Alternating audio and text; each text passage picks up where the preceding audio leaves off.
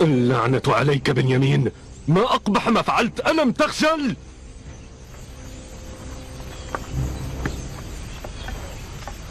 بنيامين، هل حقا أقدمت على السرقة؟ أهذا هو ثواب عزيز مصر؟ وهل قصر في إكرامنا؟ لماذا أدخلت علينا هذا العار؟ لماذا؟ لقد جعلتنا مذمومين متأطئين رؤوسنا بين أهل مصر.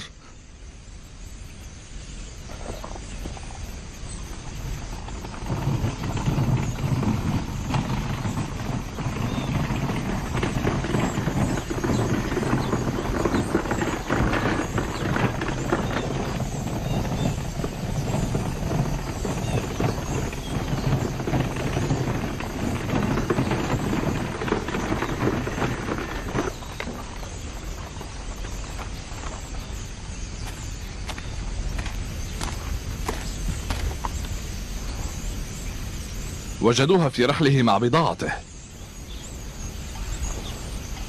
هذا هو جزاء الإحسان؟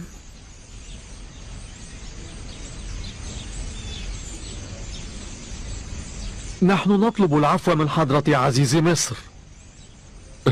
ليس غريبا أن يكون بنيامين قد سرق، فقد سرق أخ له من قبل، كان قد سرق حزام جدنا إسحاق من عمتنا.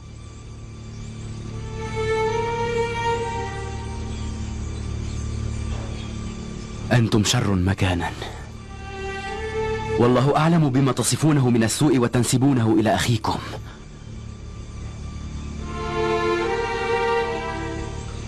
خذوه الآن.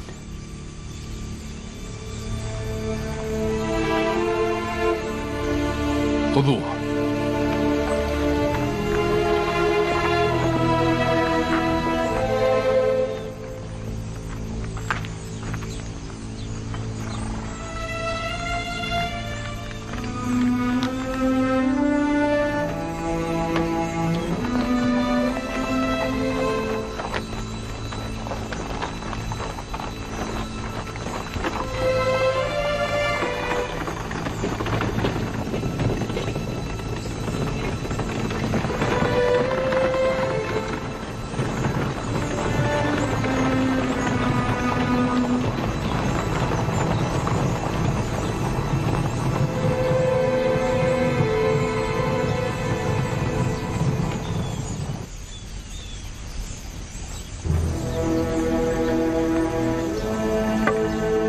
كيف عسانا نرجع إلى أبينا من غير بنيامين؟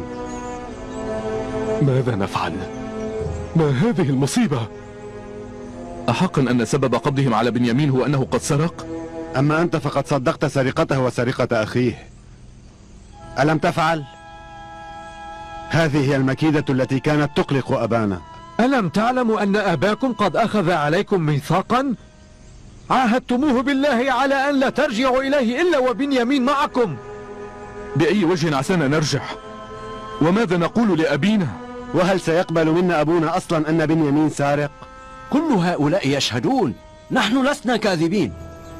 كلنا نعلم جيدا أن حزام إسحاق النبي كانت عمتنا فائقة قد شدته إلى وسط يوسف، فما أدرانا إذن أن صواع الملك لم يضعه عزيز مصر أو أحد آخر غيره في رحل أخينا بنيامين. ونحن ما أدرانا بالحقيقة، جل ما رأيناه أن الصواع وجد في رحل بنيامين. دعك من بنيامين الآن، أفتجهل قضية يوسف حتى نسبت إليه السرقة؟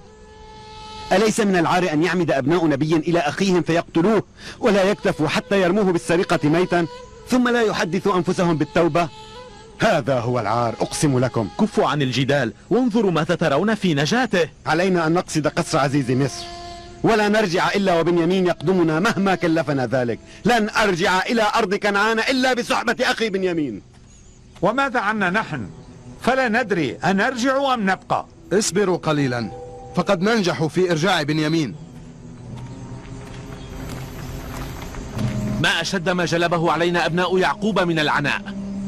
فلنصبر حتى الزوال، فإن لم يعودوا انطلقنا.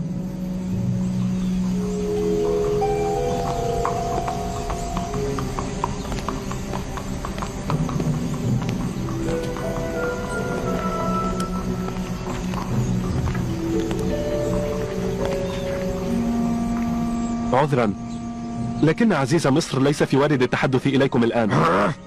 وهل تظننا سنترك بنيامين في قبضتكم ونرحل؟ افعل شيئا، أحلف عليك بالله أن تفعل ما أمكنك وأن لا تقصر أبدا. أنا آسف، فلا شيء أفعله من أجلكم.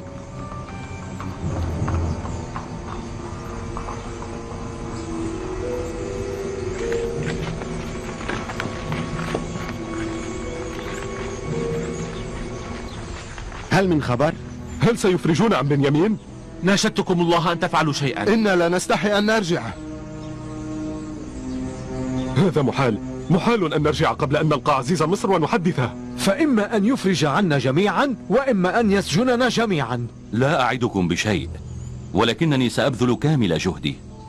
الذنب الذي اقترفه أخوكم أعظم بكثير من أن يسامح عليه بشفاعة شفيع. إن عزيز مصر بنظرنا أجل من أن يخيب ظنوننا. أرجو أن يقتنع عزيز مصر بهذا الأمر. لو رأيتم جناب يوزرسيف العظيم كان يستشيط غضبا. أنتم انتظروا هنا بينما أنظر ماذا أفعل. سأعود إليكم قريبا.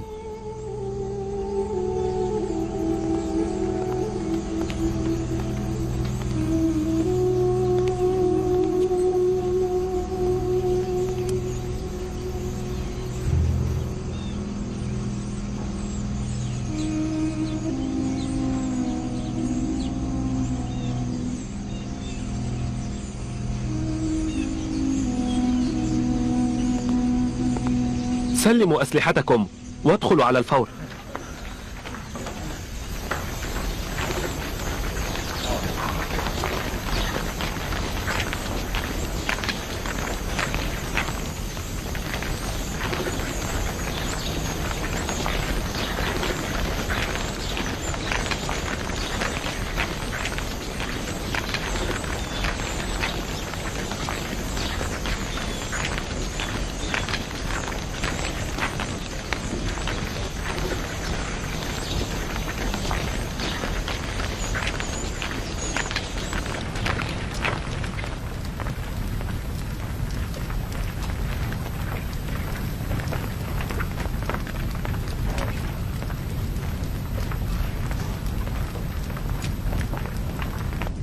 توقفوا، انتظروا ريثما أرى ماذا أفعل.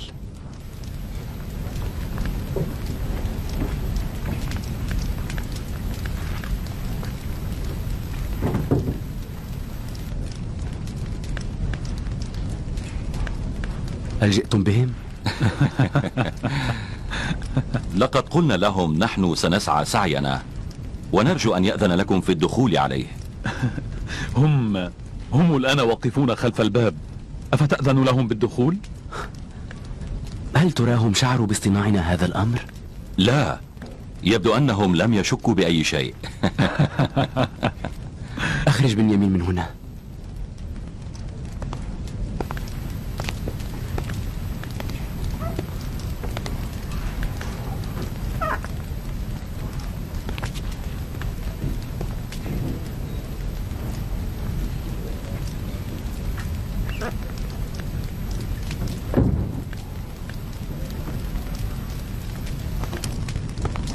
مروا نفرا فليستعدوا تحسبا، فقد يقدمون على فعل أي شيء إذا ما انقطعت آمالهم. نيميسابو، مرهم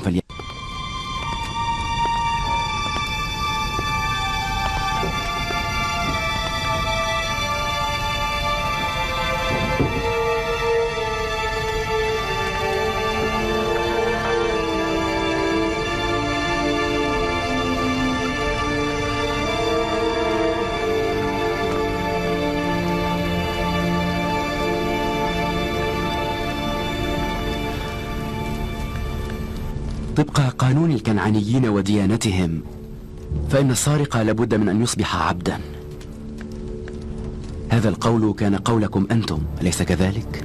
لدى عزيز مصر عدد كبير من العبيد، فهلا تفضلتم علينا وخليتم سبيل بنيامين؟ إن لم نقتص من المذنب فلا جرم أنه سيكرر فعلته. يا أيها العزيز، إن لأخينا بنيامين أبا شيخا كبيرا لا يقوى على احتمال فراقه أبدا، فهل أدخلتم السرور على قلب هذا العجوز المنهك؟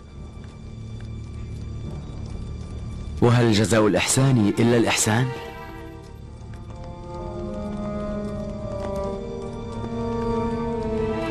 ينبغي على أخيكم أن ينال عقابه. يمكنني فقط أن أمرهم فلا يعذبوه ولا يجلدوه.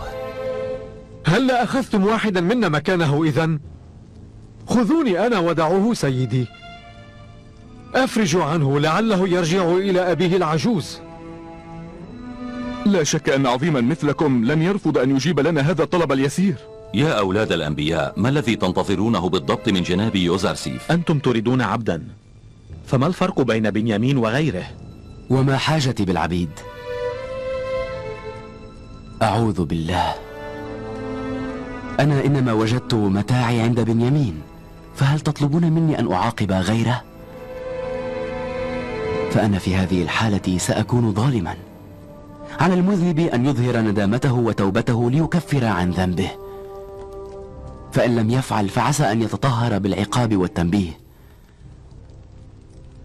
أخوكم لم يظهر ندامته حتى الآن، إذن عليه أن يجازى. هذا أمر سهل، يمكن له أن يتوب. أحقا هو أمر سهل؟ فهل التوبة بهذه السهولة؟ لكنني أعرف قوما قد أذنبوا قديما ولما يتوبوا حتى الساعة.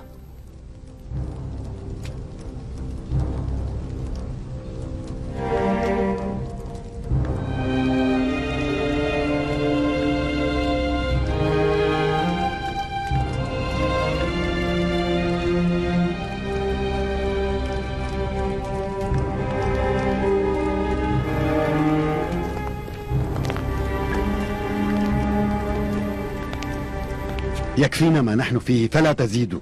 إن تجاوزت أيديكم أعناقكم فلن تخرجوا أحياء. غادروا هذا المكان بسرعة. اذهبوا.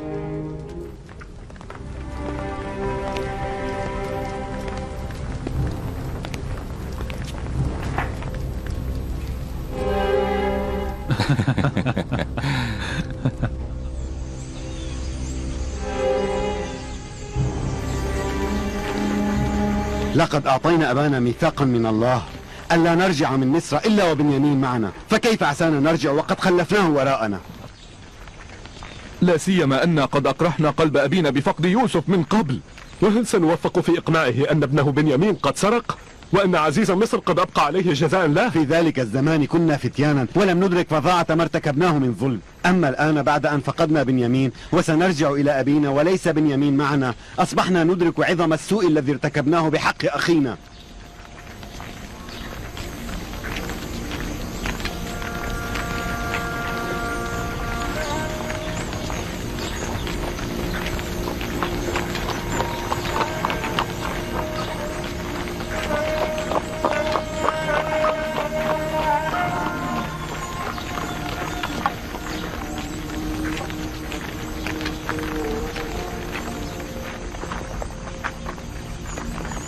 ما الخبر لاوي؟ ألم يفرجوا عن بنيامين؟ ألم تخبرون أن عزيز مصر رجل شريف وذو مروءة؟ فماذا حصل؟ لا أدري، لا أدري. تغير كل شيء فجأة، لن يعد أبدا كسابق عهدنا به. وماذا أنتم فاعلون؟ نحن ما زلنا ننتظر. أنبقى أم نذهب؟ أنا لن أذهب معكم من دون بنيامين. أقصد لا أستطيع ذلك. لن أرجع إلى كنعان طالما لم يأذن لي أبي. أما أنتم فيمكنكم أن ترجعوا الآن. ألا يكفينا فقدان بنيامين؟ فكيف عسانا نشرح لأبينا غيابك أنت الأرض؟ قولوا له إن لاوي يستحيي منك فبقي في مصر. قولوا له إما أن يرجع لاوي مع أخيه بنيامين أو أن يبقى في طيبة حتى يموت حياء. لاوي، اذهبوا، عيالكم جائعون ومنتظرون. اذهبوا اذهبوا. كيف عسانا نجدك إن رجعنا إلى مصر؟ أخبرنا. في منزل قوافل النخاسين، سوف نلقى بعضنا هناك. اذهبوا.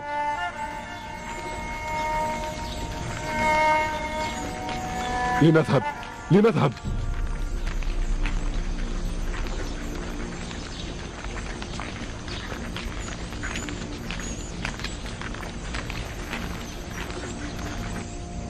أنا قلق على أبي، فهو لم يقوى على فراقك أنت وحدك، فكيف الآن بفراق كلينا؟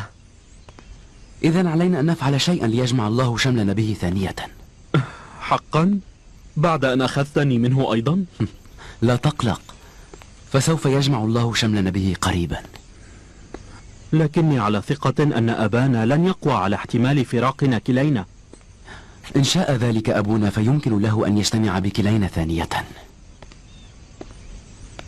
وكيف ذلك؟ تذكر بالأمس قبل أن نقبض عليك عندما ذكرتك بقضية جدنا إبراهيم الخليل؟ أجل، قضية تضحيته بعمنا إسماعيل. لولا أن جدنا إبراهيم ضحى بابنه إسماعيل ما كان له أن يحظى به، فهو قد ضحى بمكانة إسماعيل في قلبه حتى حظي به، لكن أبانا نحن لم يضحي بعد بأي من أحبابه. وهل هذا هو السبب الذي من أجله بعد الله بينكما؟ أولن ينتهي هذا الفراق؟ وهذا هو السبب الذي من أجله كان يحول الله بيني وبين إخباري لأبي عن حالي. إذن يمكن لنا أن نأمل بالوصال بعد هاجر؟ لا شك أبدا عندي، فبعد أن يفقد أبونا كلا ولديه سوف يجتمع شمله بنا. لا تقلق، فسنجتمع بأبينا إن شاء الله.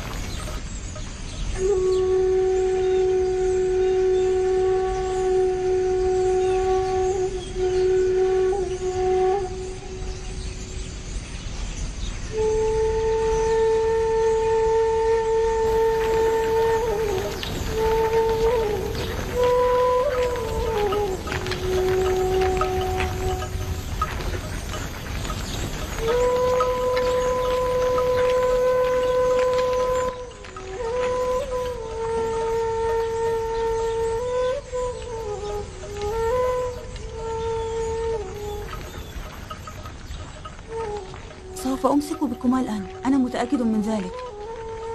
مهلا، انتظرا قليلا، سأمسك بك. وصلوا.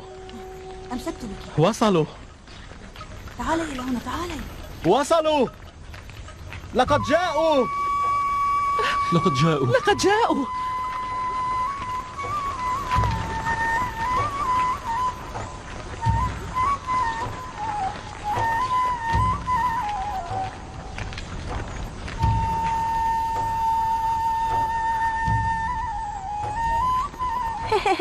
مرحبا.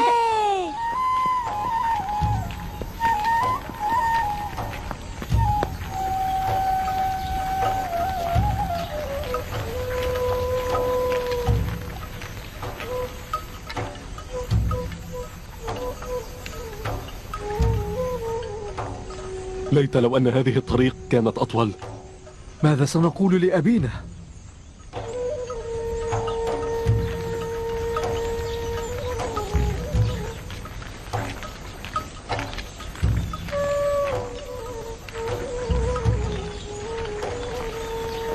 السلام عليك يا عمي. السلام عليكم. السلام. أهلا بكم.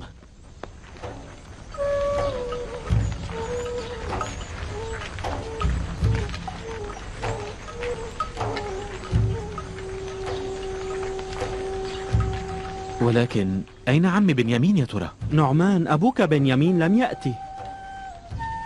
وأبوك أيضا. عمي يهوذا، أين أبي لاوي؟ لا تقلقوا، هما بخير، لا بأس عليهما. لنذهب.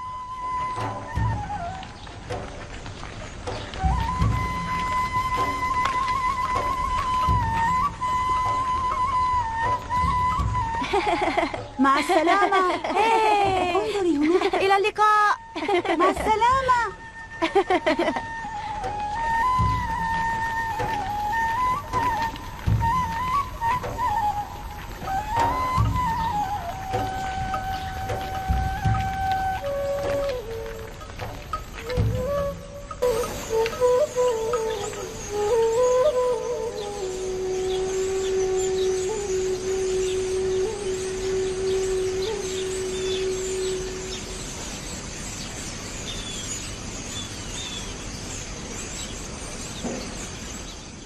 لما أنتم ساكتون؟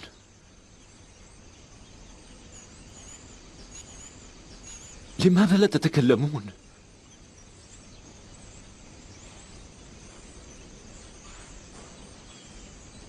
أين هو لاوي؟ لم لا تقولون شيئا؟ ماذا حل ببنيامين؟ ما الخطب الذي حل به؟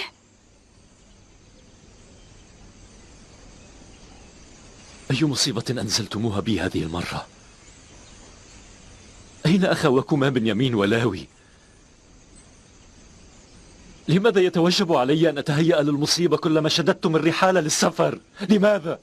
لا تقلق يا أبي، لم يقع أي مكروه، صدقني لا بأس عليهما. بنيامين ولاوي كلاهما حيان سالمان. حدث أمر سيء لن تصدقه، كما لم نصدقه نحن. إذا كانا سليمين لماذا لا أراهما معكم؟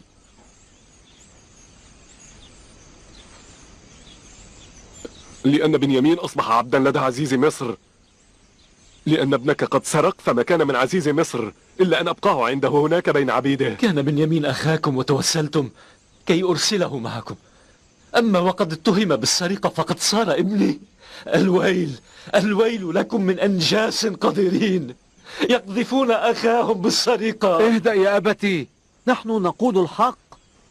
ما عليك إلا أن تسأل القافلة التي أقبلنا معها، لقد وجدوا صواع الملك في رحل بنيامين يا أبتي. هذا كذب، فبنيامين ليس سارقا. هذه شهادة زور في حق بنيامين. نحن لولا أن رأينا ذلك بأم العين ما كنا مصدقين، ولكن للأسف هذا صحيح.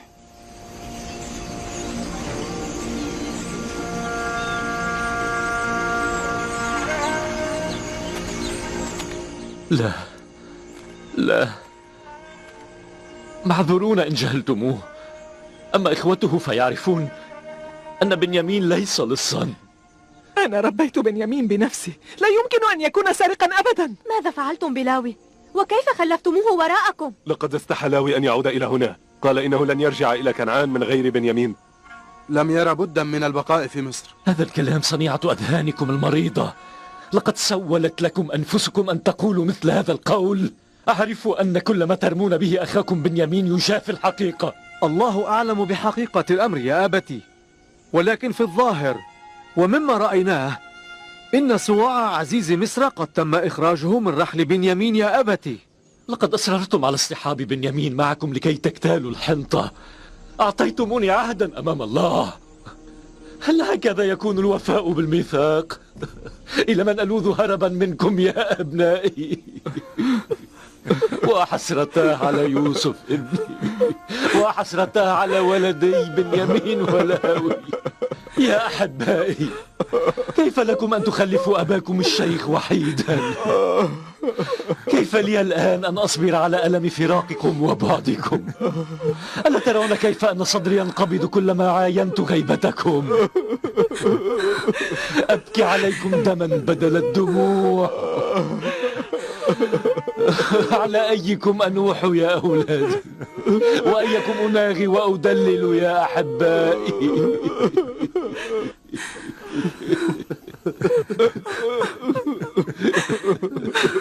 سوف تهلك يا أبي بسبب هذا الحزن والجزع. كفاك بكاء يا أبي، كفاك. كيف سأصبر على بعدكم عني؟ والله يا أبتي ستظل تذكر يوسف حتى تكون حرضا أو تكون من الهالكين. أقسم عليك بالله، حتى كففت عن البكاء أبي قبل أن تبيض عيناك.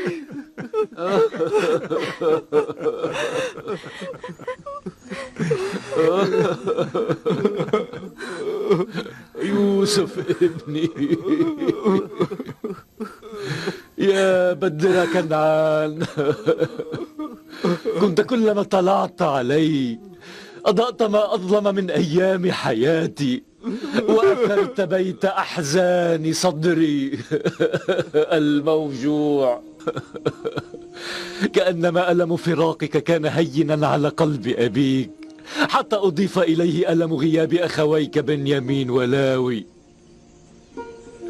لقد أضرموا نارا في صدري وحولوا بيض أيامي إلى أحلك من الليالي المظلمات. لقد خيم الحزن على أهل هذا البيت منذ 32 سنة ولا أراه سينتهي.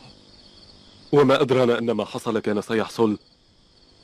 ألم تقولوا من قبل إن عزيز مصر عطوف وسخي النفس؟ فماذا حصل؟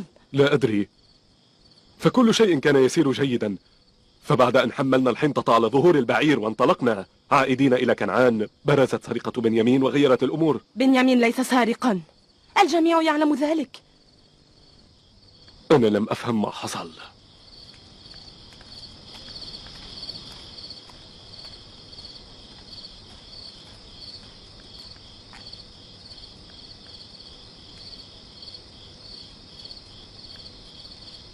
أمي، هل صحيح ما يقوله أعمامي أن أبي قد سرق؟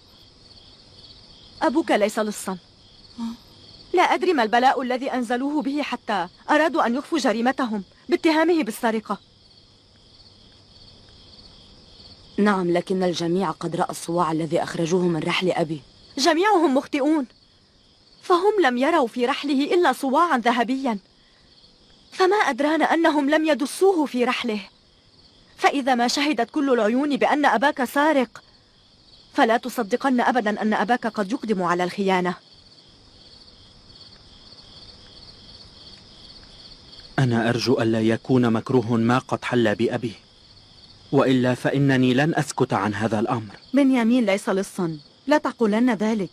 جميع أهل كنعان يثقون ببنيامين. وماذا يكون إن لم يكن لصا؟ فلما لم يقعوا على الصواع المسروق في رحلي أنا مثلا؟ هو وأخوه لصان كلاهما، فهما قد سرقا منا أبانا. لقد قضينا سنوات ونحن نرجو أن يكون لنا أب. هما أيضا سرقا حزام عمتنا فائقة، هما سرقا صواع عزيز مصر، هما مجرد لصين. أبي، أحقا تعتبر أن عمنا بنيامين لص؟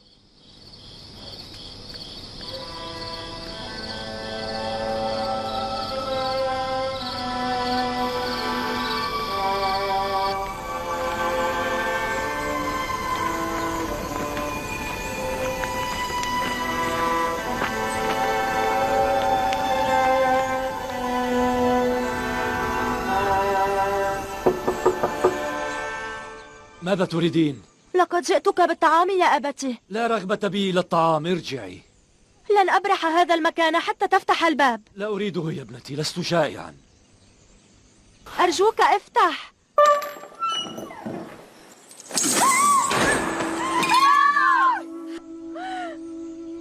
ماذا حل بعينيك؟ ما الذي فعلته بنفسك؟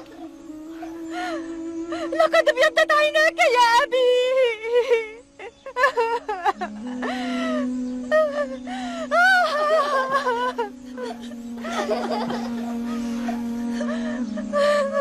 تفضل يا جد، تفضل واجلس هنا. ما هذا البلاء الذي أنزلته بنفسك أبي؟ أقسم عليك بالله إلا ما رحمت نفسك. لماذا تجلب الشقاء على نفسك؟ لماذا؟ ما الأمر دينا؟ ماذا هناك؟ صراخ من كان هذا؟ قولي لنا. يوسف،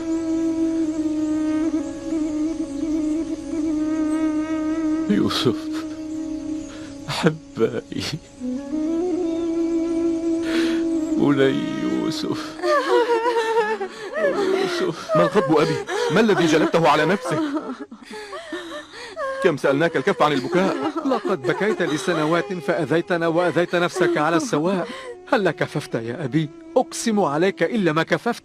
لقد أغناني الله عن الحاجة إلى عطفكم، دعوني بمفردي. إنما أردنا أن نكون لك عونا يا أبي، وما جئنا إليك إلا العون والمدد. غادروا المكان، اخرجوا وخلوني مع نفسي، فلا أنا مصدق دموعكم وبكاءكم ولا عطفكم ورقتكم. أبي أرجوك اسمعني، أرجوك.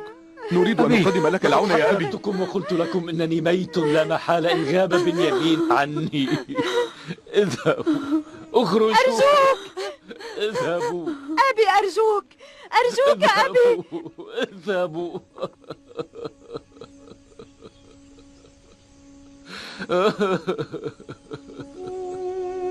وحسرتا على بني يوسف،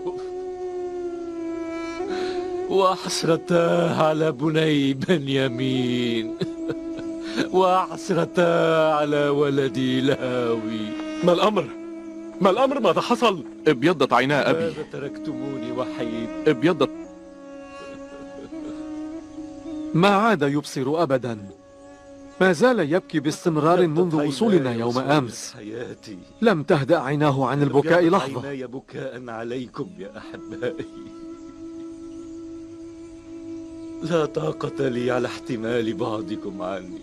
افعلوا شيئا، سيهلك من البكاء. لم أره هكذا من قبل. رجعتك يا يوسف. متى تعود يا من عبثا نكلمه، لكن ما الحيلة؟ علينا الخروج بحل.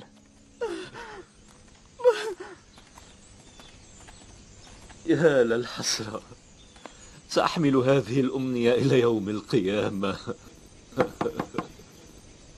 توقف يا أبي، هل كففت عن البكاء؟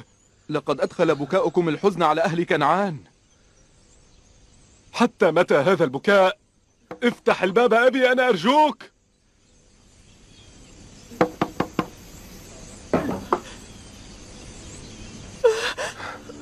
ماذا تريدون مني؟ أبتاه. يا نبي الله، عيناك. يهوذا، روبين.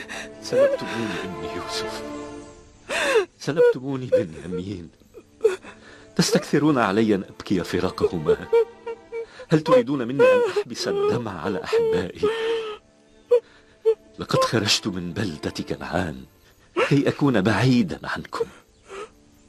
اخترت العزلة كي أذرف الدمع على يوسف في وحدتي، والآن أضفتم إلى ألم يوسف ألم بنيامين ولاوي، وبعد ذلك تطالبونني بألا أبكي. تريدونني ألا أنتحب وأندب أحبائي. خلوني بمفردي.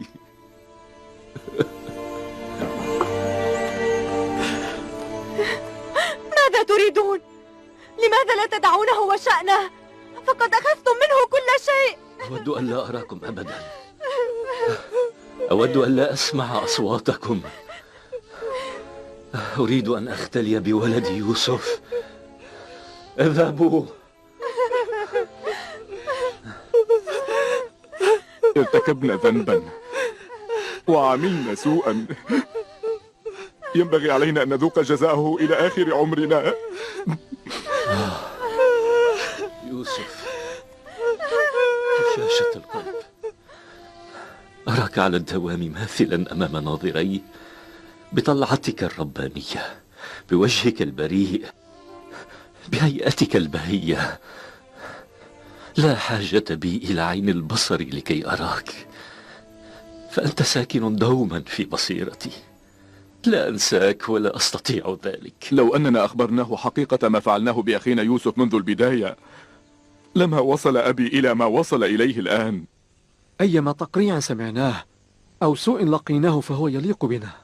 لقد كنا على وشك أن ننسى قضية أخينا يوسف، لكن إبقاء عزيز مصر على بنيامين نكأ الجراح المندملة.